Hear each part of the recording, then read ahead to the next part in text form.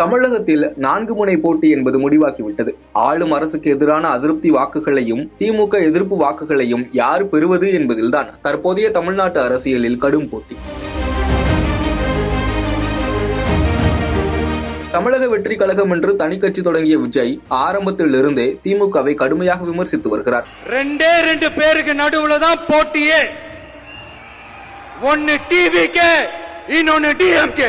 பாஜகவையும் விமர்சிக்கும் விஜய் அதிமுகவை சில காலம் தொடாமல் இருந்தார். ஆனால் கடந்த 2 கூட்டங்களில் அதிமுகவை ஊழல் சக்தி என்றும் அடிமை கூட்டம் என்றும் கடுமையாக விமர்சித்து வருகிறார் விஜய். அதனால இந்த தீய சக்தியா இருக்கட்டும், இந்த ஊழல் சக்தியா இருக்கட்டும், 2 பேரும் தமிழ்நாட்டை ஆண்டவை கூடாது.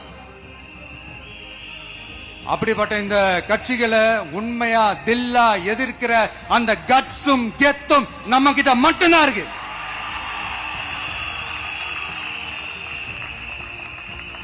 அதனால நீங்க என்ன சூழ்ச்சி நம்ம மேல பண்ணாலும், என்ன அழுத்தம் நீங்க கொடுத்தாலும், இந்த அடங்கி போறதுக்கோ, இந்த அண்டி பொழைக்கிறதுக்கோ, இல்ல இந்த அடிமையா இருக்கிறதுக்கால நாம அரசியலுக்கு வரல. விஜய் தரப்புக்கு ஆரம்பத்தில் ஆதரவு தெரிவித்த அதிமுக தலைமையும் விஜயின் அட்டாக்கிற்கு பின் கடுமையான விமர்சனங்களை முன்வைக்கிறது. இன்றும் அதுதான் நடந்திருக்கிறது. தமிழக வெற்றி கழகத்தின் 3ஆம் ஆண்டு தொடக்க விழாவில் பேசிய அக்கட்சியின் தலைவர் விஜய், தேர்தலில் 4 முனை போட்டி என பலர் கூறுகின்றனர், அதில் தாவேகா மாபெரும் மக்கள் சக்தியுடன் களமிறங்கும் என கூறினார். குறிப்பாக ஊழல் சக்தி என்று அதிமுகவை மீண்டும் விமர்சித்த விஜய், பாஜக தலைமையில்தான் அதிமுக கூட்டணியில் இணைந்திருப்பதாக அக்கட்சியின் பெயரை குறிப்பிடாமல் மறைமுகமாக விமர்சித்தார். இதை கேட்டு கொந்தளித்து போயிருக்கின்றனர் அதிமுக தலைவர்கள். இந்த மும்முனை போட்டி, 4 முனை போட்டி அப்படிலாம் சொல்றாங்களே, சரி, அவங்கள பொறுத்த வரைக்கும் அப்படியே இருக்கட்டும். அதுல மாபெரும் மக்கள் சக்தியா நம்ம அணி ஒரு பக்கம், அடுத்து திமுக தலைமையில் மற்ற கூட்டணி கட்சிகள் ஒரு பக்கம், அடுத்து பாஜக தலைமையில் மற்றும் பலர்.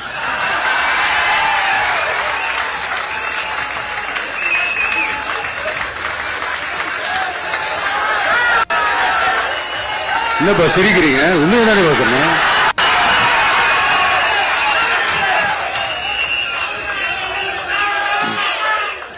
சோ இப்படி எத்தனை சக்திகள், எத்தனை பேர் வந்தாலும் திமுகவை வீழ்த்துறதுக்கு மாபெரும் மக்கள் சக்தியான நம்மளால மட்டும்தான் முடியும்.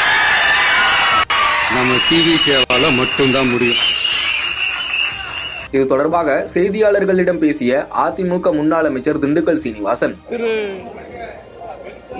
விஜய் அவர்கள் இன்று அவருடைய விழாவிலே வழக்கம் போல அதிமுக கழகத்தை மட்டம் தட்டி குறை சொல்லி ஊழல் கட்சி என்று சொல்லியதாக நீங்கள் கேள்வி கேட்கிறீர்கள். அப்படி சொல்லியிருந்தால் ஏற்கனவே நாங்கள் சொன்ன பதில் அதுக்கு உள்ளது அவ்வளோதான். அவருக்கு கேட்டிருக்கிறோம், நீங்கள் ஊழல்வாதியா இல்லையா? நம்பர் 1 விஜய், அவர் உழைக்கிற அந்த சம்பளங்கள் நியாயமானதா, கருப்பு பணமா வெள்ளை பணமா தெரிவிக்கும். அவரிடம் இருக்கிற திரு மார்ட்டின், அவருடைய மருமகன் ஆதவர்ஜுனா, அவருடைய மாமனார், அவங்கெல்லாம் நேர்மையான வழியில் சம்பாதித்து வந்திருக்கிறார்களாம். நம்முடைய செங்கோட்டையன் அவர்கள் ஏற்கனவே அம்மா இருக்கும் பொழுது, அமைச்சராக இருக்கும் பொழுது வருமானத்திற்கு மீது சொத்து சேர்த்தர் என்று வழக்கு போட்டு சிறைக்கு போய் பிறகு அம்மா காலத்திலே விடுதலை செய்யப்பட்டவர். எங்களுக்கு தெரிந்த 3 உதாரணங்களை சொல்லுகிறோம். இவர்களுக்கெல்லாம் பதில் சொல்லிவிட்டு நேர்மையானவர், ஊழலற்றவர் என்று நிரூபித்த பிறகு அதிமுக கழகத்தை குறை சொல்லுங்கள். இதுவரை கட்சியின் பொதுச் செயலாளர் மாண்புமிகு எடப்பாடியார் அவர்களை வழக்கு போட்டு வழக்கு நடத்த வேண்டாம் என்று வாபஸ் பெற்றவர் திரு ஸ்டாலின் அவர்கள். எனவே அங்க இருக்கா, அதனவே எங்களை பொறுத்தவரை முதலமைச்சராக ஒரு தகுதி படைத்தவர் திரு எடப்பாடியார் என்றும், மாண்புமிகு எடப்பாடி என்றும், 2வது இடம் திமுகவிற்கும், அதற்கு பிறகு 3 4வது இடங்களை விஜய்க்கு கொடுத்திருக்காங்க. அதையெல்லாம் பார்த்து விட்டு அவர் பேசினார் நல்லது. தமிழ்நாடு பாஜக தலைவர் நயினார் நாகேந்திரன் இன்னும் கடுமையான விமர்சனத்தை முன்வைத்திருக்கிறார். தூத்துக்குடி விமான நிலையத்தில் செய்தியாளர்களை சந்தித்த நயினார் நாகேந்திரன், விஜய்க்கு எந்த விஷயமும் தெரியாது என்றும், விஜய் டான்ஸ் ஆடிக்கொண்டிருக்கிறார், கட்சியின் தலைவராக இருந்து கொண்டு என்னவென்று தெரியாமல் டான்ஸ் ஆடிக்கொண்டே இருக்கிறார், டான்ஸ் ஆடினால் டான்ஸ் ஆடிக்கொண்டேதான் இருக்க வேண்டும் என்ற விமர்சனத்தை முன்வைத்திருக்கிறார். தம்பி விஜய்க்கு ஒன்றுமே தெரியாதுன்னு நினைக்கிறேன். ஏன்னா விஷயமே தெரியும். இன்றைக்கி டான்ஸ் ஆடிட்டு இருக்காரு. இன்றைக்கி உட்காந்து 3வது ஆண்டு துவக்க விழாவில் ஒரு டான்ஸ் ஆடிட்டு இருக்காங்க. ஒரு நாட்டினுடைய ஒரு கட்சியுடைய தலைவராக இருந்து தமிழ்நாட்டில் தமிழ்நாடு கலாச்சாரம் என்ன என்பது தெரியாமல் டான்ஸ் ஆடிட்டு இருந்த 3வது ஆண்டு துவக்க விழாவில். ஏன்னா டான்ஸ் ஆடிட்டு இருந்தால் டான்ஸ் ஆடிக்கிட்டே இருக்க வேண்டியதுதான். அதிமுக தாவேக இடையிலான வார்த்தை போரை புரிந்து கொள்ள சில விஷயங்களை உன்னிப்புடன் கவனிக்க வேண்டும் என்கின்றனர் அரசியல் விமர்சகர்கள். 1989ஆம் ஆண்டு தமிழ்நாட்டு அரசியல் களத்தில் 4 முனை போட்டி இருந்தது. திமுக, அதிமுக, ஜ அணி, ஜே அணி, காங்கிரஸ் கட்சி என 4 முனை போட்டி நிலவியது. அது திமுகவிற்கு சாதகமாக அமைந்தது. அந்த தேர்தலில் ஏறத்தாழ வட தமிழ்நாடு மொத்தத்தையும் கைப்பற்றியது திமுக கூட்டணி. வெற்றி தோல்விகளை பல்வேறு விஷயங்கள் நிர்ணயிக்கலாம். அதில் மிக முக்கியமான ஒன்று திமுக எதிர்ப்பு வாக்குகள். வாக்குகள் சிதறியதே 1989இல் திமுகவின் வெற்றிக்கு காரணம். எனவே இந்த தேர்தலில் அந்த வாக்குகளை கைப்பற்ற வேண்டும் என்று திமுகவிற்கு எதிரான 3 கூட்டணிகளும் கடுமையாக முயற்சிக்கின்றன.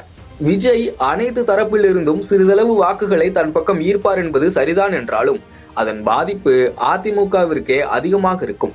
இதனை உணராதவர்கள் அல்ல அதிமுகவினர்.